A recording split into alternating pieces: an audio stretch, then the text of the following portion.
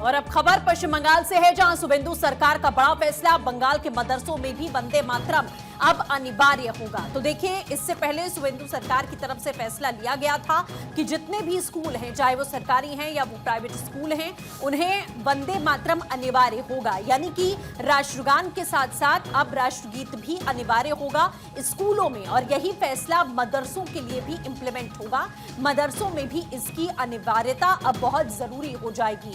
तो देखिए, कई स्कूलों की तरफ से साफ इस तरीके की टिप्पणियां यहां पर की गई थी कि समय ज्यादा लगेगा असेंबली में, लेकिन साफ सरकार की ओर से कहा गया था कि जो जरूरी है वो जरूरी है और इसे आपको इंप्लीमेंट करना होगा।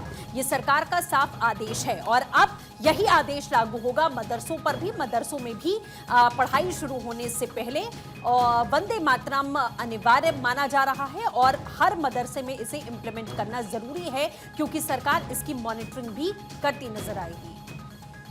तो देखिए, बच्चों को वंदे मातरम सिखाया जाएगा, उन्हें वंदे मातरम गाना होगा। पश्चिम बंगाल सरकार का ये फैसला है। गौरव मिश्रा हमारे साथ सहयोगी जुड़ चुके हैं। गौरव, पहले स्कूलों के लिए और अब मदरसों के लिए निर्णय यहां लिया गया सरकार की ओर से, और क्या कुछ अपडेट है?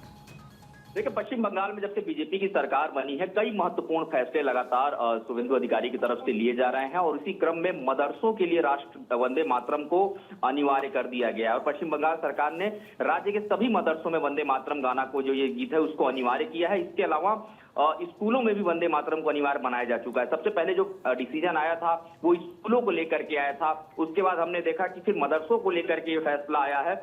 और वंदे मातरम की अगर हम बात करें तो इस पूरे कड़ी को आप देखिए तो जब से ये फैसला आया है तो ये मॉनिटरिंग भी लगातार उन हिस्सों में की जा रही है कि इसका पालन हो रहा है या नहीं हो रहा है।